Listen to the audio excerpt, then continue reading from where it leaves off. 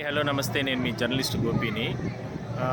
అప్పట్లో ద్రౌపది స్వయంవరం అనేది ఏ రకంగా జరిగిందనేది ఈ తరం పిల్లలకి తెలిసే విధంగా కూడా ఇక్కడ ఏర్పాట్లు చేశారు. సో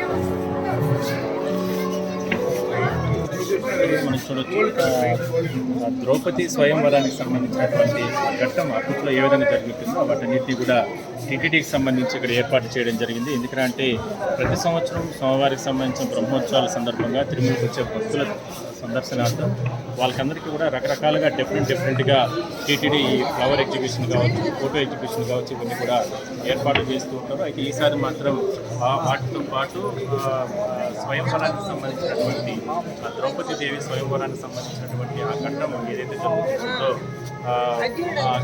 వాటన్నిటిని కూడా ఇక్కడ ఏర్పాటు చేయడం జరిగింది. సో వాటన్నిటిని కూడా భక్తులందరూ కూడా ఇక్కడికి వచ్చిన భక్తులంతా కూడా వాళ్ళు వాటన్నిటిని కూడా ఇక్కడ తిలకించి చూసుకొని అదేవిధంగానే సోమవారికి సంబంధించి వాళ్ళు సెల్ఫీలు తీసుకొని ఇవన్నీ కూడా తీసుకొని వెళ్తున్నారు. సో ఇంకా చాలా డిఫరెంట్గా టీటీడీ ఎన్నో రకాల కార్యక్రమాలని తిరుమలలో ఏర్పాటు చేయడం జరిగింది. మరో 2 రోజుల పాటు కూడా బ్రహ్మోత్సవాలు 2-3 రోజుల పాటు కూడా జరగబోతున్నాయి.